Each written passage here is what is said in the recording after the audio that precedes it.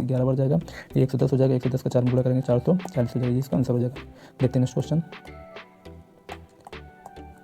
3, 8 और 7 का चतुर्थ अनुपात ज्ञात किया। अब इसे चतुर्थ अनुपात ज्ञात करने के लिए क्या करेंगे, इकाई के अंक को आपस में मल्टीप्लाई कर देंगे, जो इधर इकाई के अंकों को मल्टीप्लाई करा देंगे और आपस में, और ये 3 से हमेशा भाग देंगे, तो ये बटे 3, तो 8 7 56 बटे 3, तो ये इसका आंसर निकल के आ जाएगा। इस तरीके से और इसी तरीके क्वेश्चन होंगे आगे। नेक्स्ट क्वेश्चन है 6, 12 का तृतीय अनुपात। तृतीय अनुपात में क्या करेंगे, 6 और 12 लिखा हुआ है, इसका तृतीय अनुपात क्या करना है, तो जो इकाई की तरफ अंक लिखा हुआ है तो इसको हम क्या करेंगे 2 बार लिख देंगे, बटे 6 करेंगे, 6 दूनी 12 हो जाएगा, कितना हो जाएगा 12 में 24, इसका आंसर निकल के आ जाएगा। नेक्स्ट क्वेश्चन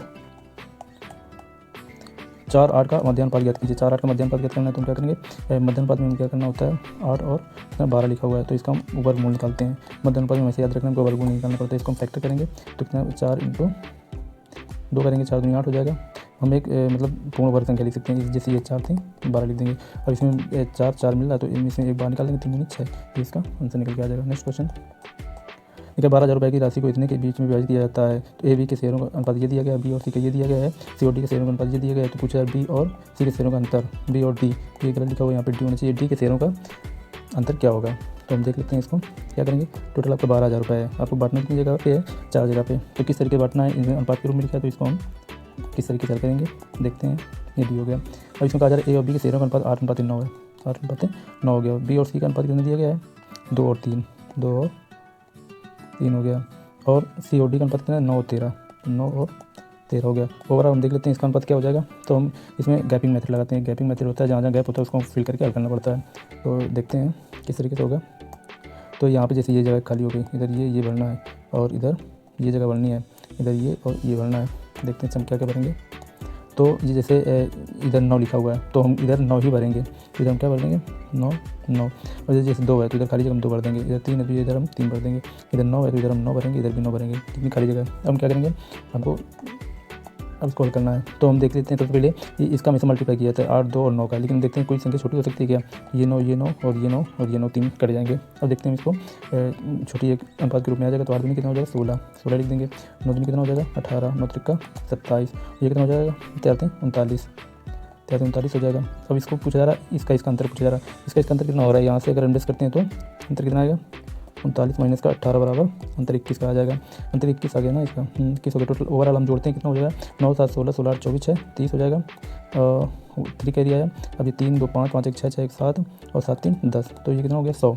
तो हम क्या करेंगे इसमें, ये 21 है और टोटल अब ओवरऑल वैल्यू कितनी 12,000 बटे कितना 100 करेंगे गुणे और कितना 21। इसको हल करते हैं, जैसे ये कट जाएगा 0 से 12 के 12 12 24 1 25, तो आंसर कितना आ जाएगा 2520 रुपये। ये इसका आंसर निकल के आ जाएगा 2520। नेक्स्ट क्वेश्चन, ठीक है, ए बी की आय का अनुपात ये दिया गया है, दोनों के खर्च का अनुपात ये दिया गया है और बचत अगर 200 रुपये है तो ए और बी की आय ज्ञात कीजिए। ए और बी का अनुपात दिया गया, इसमें ए और बी का अनुपात कितना दिया गया 5:3, दोनों के खर्च का अनुपात 3:2 है, 3:2। ये आय का अनुपात है और ये व्यय का अनुपात दिया गया है। तो बचत कितनी है इनकी 200 रुपये है, तो दोनों 200 रुपये बचा रहे हैं भाई, 200 रुपये बचा रहे हैं। तो इसमें हम क्या करेंगे, इसके अंतर कितना है 1 का, तो 1 बराबर वैल्यू कितनी दी गई है 200 के 1 का अंतर। तो ए और बी की आय ज्ञात कीजिए। यहाँ पे 1 दिया गया 3 और 1 का, तो इनके बीच का अंतर कितना हो जाएगा 2 का, तो इससे ये कैंसिल कर देंगे। 1 बराबर क्या आ जाएगा 100 निकल के आ जाएगा। अगर 1 बराबर 100 है तो 5 बराबर 500 और 3 बराबर 300, 500 और 300 इसका क्या हो जाएगा ए बी की आय निकल के आ जाएगी। तो अंतर कितना आ जाएगा 500 रुपये और 300 रुपये, ये आंसर हो जाएगा। नेक्स्ट क्वेश्चन, 2 व्यक्तियों की आय का अनुपात इतना दिया गया है, उनके व्यय का अनुपात इतना दिया गया है, तो इतने की बचत करते हैं तो उनकी आय क्या है। अच्छा, ये लिखा है 2 व्यक्तियों की आय का अनुपात दिया गया, तो आय का अनुपात दिया गया 9:5 है और उनके व्यय का अनुपात कितना लिखा हुआ है व्यय, तो इसका अनुपात 8:3 लिखा हुआ है। और बचत कितनी कर रहे हैं ये बचत, तो बचत कर रहे हैं 400 और 800, 400 और 800 ये बचत कर रहे हैं। तो उसमें बचत सेम था तो हम बहुत आराम से कर लिया था, इसमें थोड़ा सा सेम नहीं है, तो इसको हम दूसरे तरीके से, अगर इसको हम बेसिक तरीके से हल करेंगे तो इसको क्या लिखेंगे 9x/5x। अब इसमें क्या कर रहा है 400 रुपये क्या है ये कम सा बचत करते हैं, तो इसमें 400 ऐड करेंगे, इसमें हम 800 ऐड करेंगे, 800 लेस करेंगे क्योंकि बचत करते हैं, तो इधर से क्या लेस करेंगे तो हमारा इधर क्या निकल के आ जाएगा, उनकी आय क्या है, तो इधर 8/3 ये व्यय निकल के आ जाएगा। तो ये इस तरीके से अगर हम हल करते हैं तो आंसर आएगा। लेकिन हम इसमें दूसरा तरीका लगाते हैं, जैसे 8 और 5 दिया गया है और ये 8 और 3 दिया गया है, ये 9 और 5 है, ये कितना इधर दिया गया 400 और इधर 800 दिया गया है। इसको हम क्रॉस मल्टीप्लाई करा देते हैं, तो क्रॉस मल्टीप्लाई करा देंगे और उसका अंतर लेते हैं। 9 3 27 8 40, 40 और 27 का अंतर कितना हो जाएगा निकल के जो भी आएगा, तो 13 अंतर निकला इधर, और 8 64 और 4 3 12 64, 100 और 1200 का अंतर कितना निकल के आ जाएगा, तो इसको देखते हैं तो 5200। तो हम क्या करेंगे 13 बराबर 5200 लिख देंगे, 13 बराबर 5200।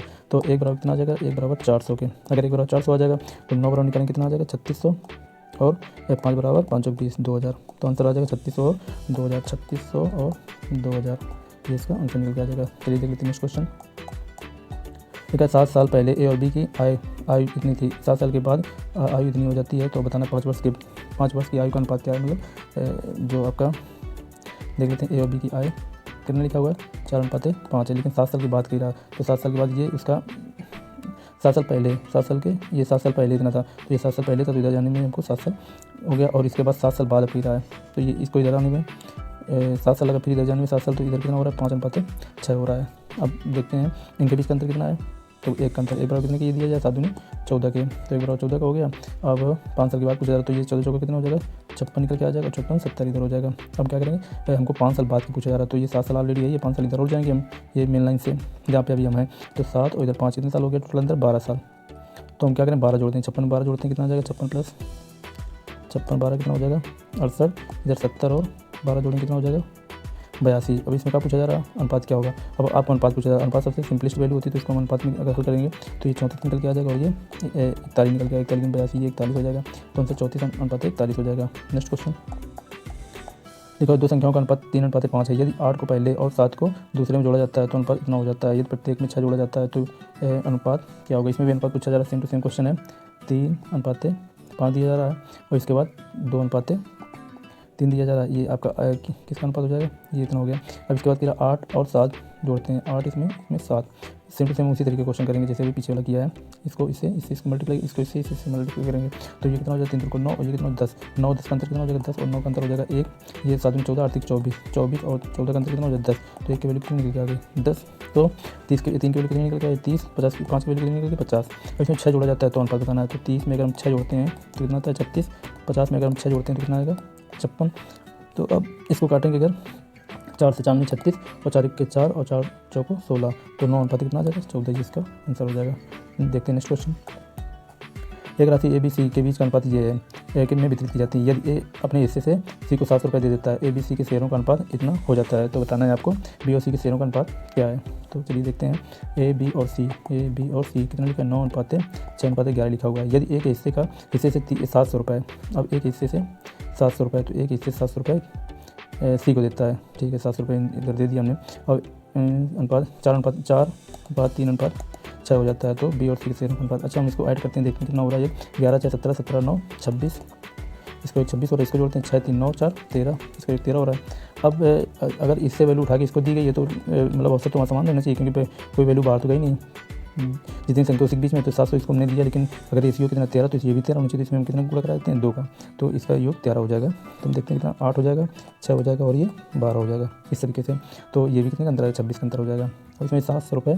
तो अब इसको देखते हैं कि अंतर कितने का आ रहा है इधर 1 का, ठीक है इसके बीच और अंतर नहीं आएगा, इसके बीच कितने का अंतर 1 का। तो 1 की वैल्यू कितनी दी जा रही है, तो देख लेते हैं इसमें 1 बराबर कितने दिया गया है 700 के, अंदर एक आ रहा है ना 1 बराबर 700 के। तो अब देख लेते हैं कि बी और सी पूछा जा रहा है, तो बी 11 से कितना हो जाएगा 17, तो 17 वैल्यू पूछी जा रही है, तो 17 वैल्यू कितना हो जाएगा 17 गुणे 17, 17 7 119, तो आंसर कितना आ जाएगा 1190, ये इसका आंसर हो जाएगा।